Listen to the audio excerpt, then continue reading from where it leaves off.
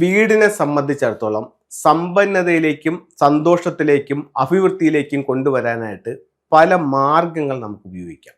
അത് വീടിൻ്റെ പല ഘട്ടങ്ങളിലായിട്ട് ഉപയോഗിക്കാം. എന്ന് വെച്ച് കഴിഞ്ഞാൽ നമ്മളൊരു വീടിൻ്റെ പണി സ്റ്റാർട്ട് ചെയ്യുന്ന ആ സമയം മുതൽ, അല്ലെങ്കിൽ ഒരു ലാൻഡ് തിരഞ്ഞെടുക്കുന്ന ആ സമയം മുതൽ നമുക്ക് ഇത്തരം കാര്യങ്ങൾ നമുക്ക് ഉപയോഗപ്പെടുത്താനായിട്ട് സാധിക്കും. ഒന്ന്, ആ ലാൻഡിൻ്റെ ഷേപ്പ്, അതിൻ്റെ ഫേസിങ്, അതിൻ്റെ ചരിവുകൾ.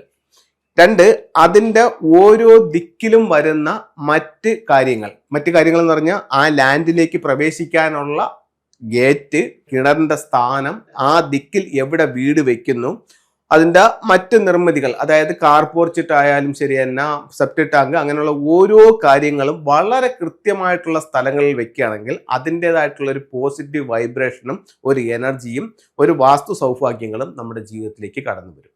ഇനി ആ ഒരു ഘട്ടം കഴിഞ്ഞു, നിങ്ങൾ ആ വീട്ടിലേക്ക് താമസമായി കഴിഞ്ഞ 5 വർഷങ്ങൾ പിന്നിട്ടു.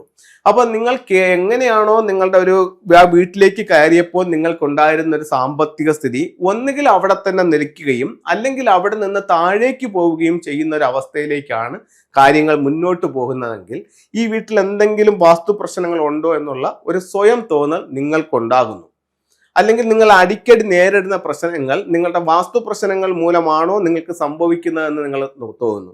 അപ്പോൾ നിങ്ങൾക്ക് നല്ലൊരു ഫെങ്ഷി കൺസൾട്ടിനെ കാണിക്കുമ്പോൾ നിങ്ങൾ ഫേസ് ചെയ്യുന്ന പ്രധാന പ്രശ്നങ്ങൾ എന്ന് പറയുന്നത്, ഒന്ന്, ഇദ്ദേഹം ഇത് പൊളിച്ചു പണിയാൻ പറയുമോ, അല്ലെങ്കിൽ നമ്മളുടെ ബഡ്ജറ്റിൽ നിൽക്കാത്ത രീതിയിൽ എന്തെങ്കിലും വലിയ പണികൾ പറയുമോ, അല്ലെങ്കിൽ നമുക്ക് എന്തെങ്കിലും ചെറിയ തിങ്സുകൾ ഉപയോഗിച്ചുകൊണ്ട് ഇതിൻ്റെ വാസ്തു പ്രശ്നം പരിഹരിക്കാൻ പറ്റുമോ, അങ്ങനെയുള്ള പല സംശയങ്ങളും വരും. അത് നിങ്ങൾക്ക് സാമ്പത്തികമായിട്ട് വരുന്ന പ്രശ്നങ്ങളാവാം, ഒരുപക്ഷെ ആ കെട്ടിടത്തിൻ്റെ ഭംഗിയിൽ വരുത്തുന്ന മാറ്റങ്ങൾ കൊണ്ട് ഉണ്ടാവുന്നതായിരിക്കും, അങ്ങനെ പല പ്രശ്നങ്ങളായിരിക്കും. അപ്പോൾ ഇവിടെ നിങ്ങൾക്ക് ഫസ്റ്റ് സ്റ്റെപ്പ് ഞാൻ എങ്ങനെയാണെന്ന് പറഞ്ഞു. രണ്ടാമത്തേന്ന് പറഞ്ഞു കഴിഞ്ഞാൽ ഈ വീടിന്റെ ഫ്ലൈയിങ് സ്റ്റാർ കണക്കെടുക്കുക. ഓരോ ദിക്കിലും വരുന്ന നക്ഷത്രങ്ങൾ. നിങ്ങളുടെ ബെഡ്റൂമിനൊരു എനർജി ഉണ്ട്. എന്താണ് ആ ബെഡ്റൂമിലെ എനർജി? അത് നിങ്ങളെ എങ്ങനെ സ്വാധീനിക്കുന്നു? നിങ്ങളുടെ കുട്ടി പഠിക്കുന്നില്ല, അല്ലെങ്കിൽ കുട്ടി നിരന്തരമായിട്ട് ഓരോരോ പ്രശ്നങ്ങളിലേക്ക് ചെന്ന് ചാടുകയാണ്. അവന്റെ ബെഡ്റൂമിൽ എന്താണ് എനർജി? ആ എനർജി അവനെ എങ്ങനെ സ്വാധീനിക്കുന്നു? അവന്റെ ഡേറ്റ് ഓഫ് ബർത്ത് അനുസരിച്ചിട്ട് അവന്റെ ഭാഗ്യദിക്കിലേക്കാണോ അവൻ തലവെച്ച് കിടക്കുന്നത്? അവൻ നോക്കിയിരുന്ന് പഠിക്കുന്നത് അവന്റെ ഭാഗ്യദിക്കിലേക്കാണോ?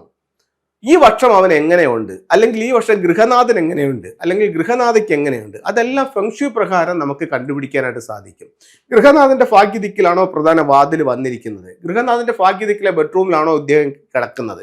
അതല്ലെങ്കിൽ നമുക്ക് എന്ത് പരിഹാരം ചെയ്യാൻ പറ്റും? അങ്ങനെയുള്ള കാര്യങ്ങൾ നോക്കാം.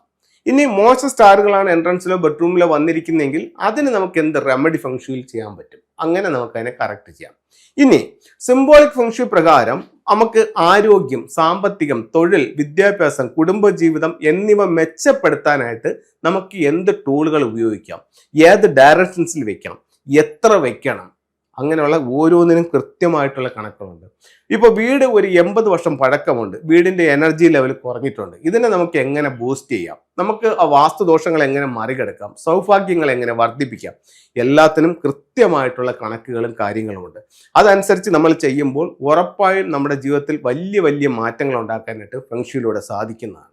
അപ്പോൾ ഇത്തരത്തിലുള്ള ഒരു ശാസ്ത്രം ഉണ്ടെന്നും ഇതിൻ്റെ ബേസിക് ഫെങ്ഷു പ്രകാരം ഓരോ ദിക്കിലും വെക്കേണ്ട എലമെന്റുകൾ ഏതാണെന്നും അത് അവിടെ എങ്ങനെ വർക്ക് ചെയ്യുന്നു എന്നുള്ളതും, ഫ്ലൈയിങ് സ്റ്റാർ പ്രകാരം ഓരോ ദിക്കിലും നമ്മുടെ ബെഡ്റൂമിലും നമ്മുടെ എൻട്രൻസിലും വന്നിരിക്കുന്ന നക്ഷത്രങ്ങൾ എങ്ങനെയാണെന്നും അത് നമ്മുടെ ജീവിതത്തിൽ എങ്ങനെ സ്വാധീനിക്കുന്നെന്നും ഇതിനെല്ലാം കറക്റ്റ് ചെയ്ത് നിങ്ങൾ പോവുകയാണെങ്കിൽ ഉറപ്പായിട്ടും ഒരുപാട് നേട്ടങ്ങൾ ഫെങ്ഷുയിലൂടെ മാറ്റാനായിട്ട് നിങ്ങൾക്ക് സാധിക്കും. ഇനി ഏതൊരു വീടിനും ഒരു വെൽത്ത് സ്പോട്ട് ഉണ്ട്. അത് ഓരോ വീടിൻ്റെയും ഡിഗ്രിയെ ബേസ് ചെയ്തിട്ടും ഫേസിങ്ങിനെ ബേസ് ചെയ്തിട്ടും അത് മാറിക്കൊണ്ടേയിരിക്കും. അപ്പം ഒരു വീടിൻ്റെ പോയിട്ട് അവിടുത്തെ വെൽത്ത് സ്പോട്ട് എവിടെയാണെന്ന് കണ്ടിട്ട് അവിടെ അതിൻ്റേതായിട്ടുള്ള ചില വാട്ടർ ആക്ടിവേഷൻസ് ചെയ്യുകയാണെങ്കിൽ നമ്മളിലേക്ക് ശരിക്കും സമ്പത്ത് വരികയും ആ സമ്പത്തിനെ നിലനിർത്താനായിട്ടുള്ള ചില ഫെങ്ഷു മാർഗങ്ങൾ സ്വീകരിക്കുകയും ചെയ്യുകയാണെങ്കിൽ ഒരുപാട് അഭിവൃദ്ധിയിലേക്ക് കൊണ്ടുപോകാനായിട്ട് ഫെങ്ഷു എന്ന് പറയുന്ന മഹത്തായ ശാസ്ത്രം നിങ്ങളെ സഹായിക്കുന്നതാണ്. ഫെങ്ഷുയിൽ ഉപയോഗിക്കാവുന്ന ചില ടൂളുകൾ നമുക്ക് നോക്കാം. ഇത് ഒരു ഡ്രാഗന്റെ ഹെഡ്, ടോർട്ടോയ്സിന്റെ ബോഡി, അതിന്റെ മുകളിലുള്ള ലാഫിൻ ബുദ്ധ ഇരിക്കുന്നു. ഇത് നിങ്ങളുടെ സ്വീകരണ മുറിയുടെ നോർത്തിൽ വെക്കുകയാണെങ്കിൽ തൊഴിൽപരമായിട്ട് അഭിവൃദ്ധി ഉണ്ടാവുകയും സൗത്ത് ഈസ്റ്റിൽ വെക്കുകയാണെങ്കിൽ സാമ്പത്തികമായിട്ട് നേട്ടങ്ങൾ ഉണ്ടാവുകയും ചെയ്യും. ഇനി ഫെങ്ഷു പ്രകാരം കുട്ടികളില്ലാതെ പല കാരണങ്ങൾ ഉണ്ടാകാം. അതിൽ വാസ്തു പ്രശ്നങ്ങൾ മൂലമാണെന്നുണ്ടെങ്കിൽ അതിനകത്ത് ഫെങ്ഷുയിൽ ഒരു പരിഹാരം പറയുന്നുണ്ട്. നിങ്ങളുടെ ബെഡ്റൂമിന്റെ വെസ്റ്റ് ഡയറക്ഷൻസിൽ ഇത്തരത്തിലുള്ള ഒരു ചിൽഡ്രൻസ് ബുദ്ധയുടെ സ്റ്റാച്യു വെക്കുക. അത് നിങ്ങൾക്ക് ഒരുപാട് നേട്ടങ്ങൾ ഉണ്ടാക്കി തരുമെന്ന് പറയും. സൗത്ത് ഈസ്റ്റ് കോർണറിൽ വെക്കാവുന്ന ഒരു ഫെങ്ഷു ടൂൾസ് ആണിത്. ഇത് കുബേരനും അതുപോലെ തന്നെ ലക്ഷ്മി ദേവിയായിട്ടുള്ള ഒരു സ്റ്റാച്ചു ആണ്. ഇത് നിങ്ങളുടെ വീടിന്റെ സ്വീകരണമുള്ള സൗത്ത് ഈസ്റ്റ് ഭാഗത്ത്, അതായത് വെൽത്ത് ഡയറക്ഷൻസിൽ വെക്കാം. കുട്ടികളുടെ വിദ്യാഭ്യാസത്തിന് വേണ്ടിയിട്ടും അവരുടെ മത്സരങ്ങളിൽ വിജയിക്കുന്നതിന് വേണ്ടിയിട്ടും ഇത്തരത്തിലുള്ള ഒരു ഡ്രാഗൺ ഗേറ്റിന്റെ ഫിഷ് കുട്ടികളുടെ ബെഡ്റൂമിന്റെ ഡോറിന്റെ മുകളിലായിട്ട് സ്ഥാപിക്കാവുന്നതാണ്. അപ്പോൾ എല്ലാവർക്കും എല്ലാ ഐശ്വര്യങ്ങളും ഉണ്ടാവണമെന്ന് പ്രാർത്ഥിച്ചുകൊണ്ട് നിർത്തുന്നു. നന്ദി, നമസ്തേ.